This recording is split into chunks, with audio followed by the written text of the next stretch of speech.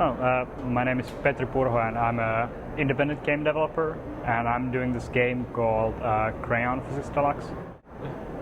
Crayon Physics Deluxe or Crayon Physics is this game. It's a physics-based puzzle game where you draw stuff with crayons, like things, and when you draw something with crayons, physics are applied to your drawings.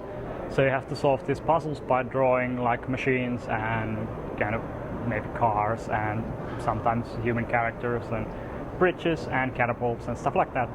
Really, there's been a couple of friends that have been helping me for doing a little bit of music is by Alec Oloka, who's also known for being the developer of Aquaria, well, this another developer. And then there's a friend of mine, Samuel Snellman, who's been helping me with the graphics a little bit. So, but mostly it's been like me crunching it together for... How long? For a year and 9 months now. It's not so bad. It's not so bad. No, it's not that bad, but it's starting to feel like it's been going on forever. It should be done. Prototyping in general, I think it's a very good idea to do a whole lot of prototypes. Not just like test your one idea, but do like test 10 different game ideas and then pick the best one and possibly do a bigger game based on that prototype. And make sure that you don't spend too much time on a single prototype. Make it like 7 days and then it's out. And why would you do it? Well, I'm here because I started doing prototypes, lots of prototypes. World of Goo by Kyle Gabler and Ron Carmel is based on a similar thing. They made a shitload of prototypes. Can I say shit on the air? Or? Yeah. Okay, great. Of course, I wasn't sure. So anyway, Kyle Gabler made a shitload of prototypes and picked the best one and made World of Goo based on it. And Dylan Fitterer made similar thing and he made Audio Surf. So he made also a shitload of prototypes, picked the best one and made them. Okay. So it's been a process that's kind of given us a lot of good indie games at this point. Graphics are a really important part for a prototype, especially because if you what you want from the prototype is like an honest feedback from people. So what you want to do is make them look as much as a game as possible. So and make them really easy to approach so that they're not difficult like or buggy or like people don't know what's this all about. You want to make them like they can pick them up and play them, but what you want to do with them is like do them really quickly and just like do them and put some graphics in that kind of makes it look nice enough and done enough and then ship it out. Okay. You can cheat on stuff like which is good is not to do too many levels in the game. Because if you have like only 7 levels and nobody is complaining that the game is too short, then you know it sucks because nobody played it to the end. But if everyone is complaining that why there aren't enough levels, then you know like, okay, great, I'll have to do some more. Pretty much everyone, like anyone who wants to play games generally, I think is good. It's I've tested some prototypes on my mom, but that didn't work out too well.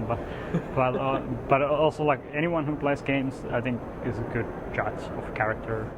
It's a good thing when you release something on the internet, because if it's good, it's gonna get possibly attention for a certain amount. So you can kind of see how many downloads the game has had, and so you can see what's actually like what people are really liking and what's the stuff that they're like totally ignoring, because there's surprisingly little amount of stuff that's bad that gets popular. It's like maybe Rick Astley, and that's it. So for Crayon Physics Deluxe, which is the game that I've been working on now for about a year and 9 months, and it's based on this prototype that I made, which is Crayon Physics. So Crayon Physics Deluxe is the bigger game, and the future of it is that I'm probably going to release it soon-ish, as soon as it's done, and I hope that people will find it and kind of pay me. I'm probably going to sell it for $20 as a downloadable game, so I hope that people will buy it, and with that money I probably I hope that I can do my next game. Crayon Physics Deluxe and Crayon Physics is a bit of a difficult game in that sense that it requires a mouse pointer, Okay. so that you can draw stuff. So that's the reason why I haven't been really pushing it for like Xbox Live or Wii, even for WiiWare, because I don't think the Wiimote controller is precise enough to play the game. But I'm not really sure about that, so that could happen, but I'm not sure. But basically I'm more interested in doing games than, I mean, if you go for the different platforms, you can probably get more money out of it, but it's going to be way more work to get through the certification process and stuff like that.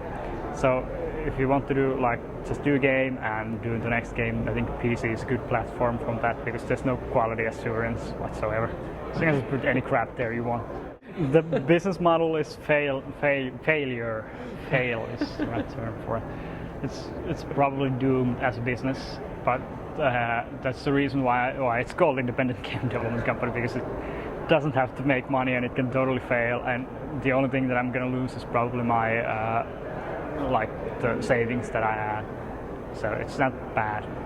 The worst thing is that I'm gonna have to get a job and go work for EA or something. So. That's the worst thing that could happen. Probably.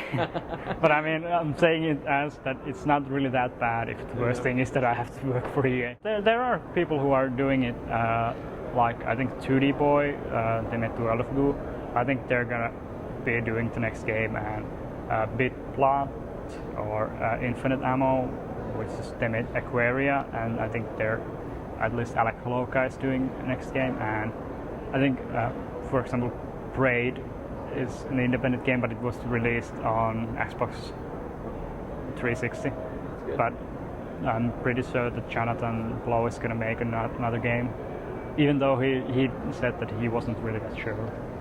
You don't believe him? No, I don't. I think he's going to do it. Video games have come to that point that there's a bunch of kids like me who are like in our early 20s, and we have like this love we love doing video games, and we can like starve to death to do our games because we love them so much. So we can take like the poverty and not having money and stuff like that. And I think it's become like this creative medium for all these wacky kind of guys who do stuff like this. Honestly, the most of the interesting games that I've played in the last year or two have been independent games. So those are the games that I kind of enjoy and get most excited about. Even though there's been great, awesome games by big publishers nowadays, still it's the small stuff that kind of brings in the fresh things.